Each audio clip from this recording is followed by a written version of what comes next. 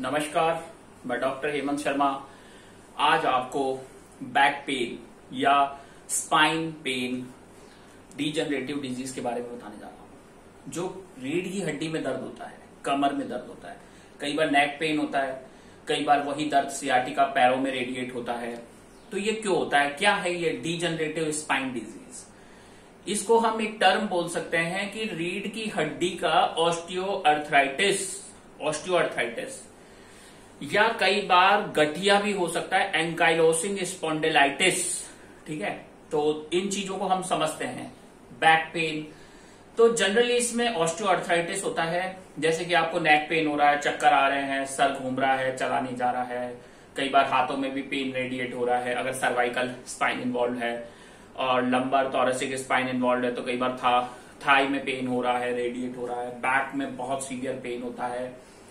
तो ये क्यों होता है? देखो, ऑस्टियोआर्थराइटिस एज रिलेटेड होता है। जैसे जैसे उम्र बढ़ती है वैसे वैसे ऑस्टियोआर्थराइटिस होता है। जनरली फीमेल्स में जब मेनोपॉज आ जाता है, जब उनके पीरियड्स बंद हो जाते हैं, तब ईस्ट्रोजन हार्मोन लेवल कम हो जाता है। इस वजह से उनको बैक एक होने लगता है, बोन पेन होने लगता है।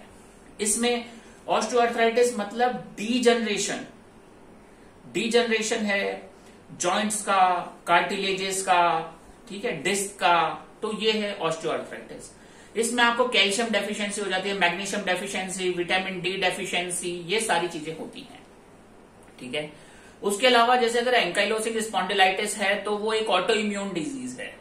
उसके लिए HLA-B27 मार्कर हमें कराना पड़ेगा। एक्सरे स्पाइन करेंगे तो बैम्बो स्पाइन उसमें दिखेगा, जैसे बैम्बू स्टिक होती है उस तरह से स्पाइन आपको दिखेगा। सैक्रोइलियक जॉइंट मोस्ट कॉमन उसमें इन्वॉल्व होता है। तो ये हो गया। अब बात करते हैं कि इसको डायग्नोस कैसे करें। डायग्नोसिस के लिए एज फैक्टर, रिस्क फैक्टर, कुछ दवाइयां हैं जो ऑस्टियोआर्थराइटिस कर देती हैं, वो तो नहीं ले रहे हैं। ठीक है, उसके अलावा लैक ऑफ एक्सरसाइज तो नहीं है, ओवरवेट तो नहीं है, बढ़ी हुई उम्र तो नहीं है। फिर उसमें हम calcium level, vitamin D level, magnesium level, ये सब देखेंगे।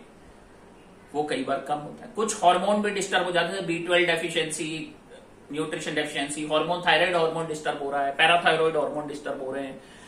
इस कारण से भी डीजनरेशन ऑफ स्पाइन होता है। उसके अलावा एक्सरे इमेजिंग है, MRI हम करके देख सकते हैं और जानने के लिए। तो ये सारी चीजें रहेंगी। उसके बाद बात करते हैं कि अगर HLA-B27 मार्कर हम देख सकते हैं पेशेंट का, अगर बैम्बो स्पाइन वगैरह आ रहा है तो। अब बात करते हैं ट्रीटमेंट की। तो ट्रीटमेंट में क्या होता है? Treat the cause. Calcium deficiency से हो रहा है तो कैल्शियम दीजिए, विटामिन डी डेफिशिएंट है, विटामिन डी दीजिए, हार्मोन डिसऑर्डर है, हार्मोन करेक्ट कीजिए, न्यूट्रिशन B12 डेफिशिएंसी, B12 दीजिए। पेन बहुत जबरदस्त है तो पेन किलर, एनाल्जेसिक वगैरह लेना है, पर खुद से नहीं लेना है। Always expert doctor will advice. कई बार किडनी प्रॉब्लम है तो कौन सा आपको सेफ रहेगा, कुछ केसेस में लीवर डिसऑर्डर है तो कौन सा एनाल्जेसिक आपके लिए सेफ है, तो वो देखना पड़ेगा स्टडी के अकॉर्डिंग। एंकाइलोसिंग स्पॉन्डिलाइटिस है, सीवियर पेन है तो कुछ केस में शॉर्ट ड्यूरेशन के लिए, एक्यूट केस में स्टेरॉइड स्टार्ट करना पड़ता है, फिर उसके बाद इम्यूनोमॉड्यूलेटर्स हम दे सकते हैं। तो वो सारी चीजें रहेंगी। और ऑलवेज ट्रीट द कॉज, कारण को रूल आउट करें। तो कॉज को ही ट्रीट करना जरूरी है। ठीक है, अगर आपको भी लगता है बैक एक है और बहुत ट्रीटमेंट किया, आराम नहीं मिल रहा है, तो इसका जो गोल्ड स्टैंडर्ड ट्रीटमेंट है वो होता है exercise. Lack of exercise worse this disease. अगर आप एक्सरसाइज नहीं करते हैं तो ये बीमारी खराब होती है और बढ़ती है। तो एक्सरसाइज जरूरी है, न्यूट्रिशन जरूरी है, ठीक है, योगा मेडिटेशन जरूरी है, डाइट बहुत इंपॉर्टेंट रोल प्ले करेगा, ठीक है, स्ट्रेचिंग एक्सरसाइज ज्यादा रोल प्ले करेगा। उसके बाद आपका न्यूट्रिशन बैलेंस, आपका एग्जैक्ट कॉज जानना जरूरी है, किस कारण से हुआ है। हार्मोन डिसबैलेंस है, हार्मोन करेक्ट करेंगे। तो लास्ट में थैंक यू, धन्यवाद। अगर आपको भी ऐसा लगता है बैक एक है, नेक पेन है जो पैरों में रेडिएट हो रहा है, हाथ में रेडिएट हो रहा है और स्लीप ट्रबल हो रहा है, तो व्हाट्सएप नंबर मेरा डिस्क्रिप्शन में, कृपया डायरेक्ट कॉल ना करें, व्हाट्सएप पे जाके अपना अपॉइंटमेंट बुक करें। तो लास्ट में थैंक यू, धन्यवाद, गुड बाय, नमस्कार।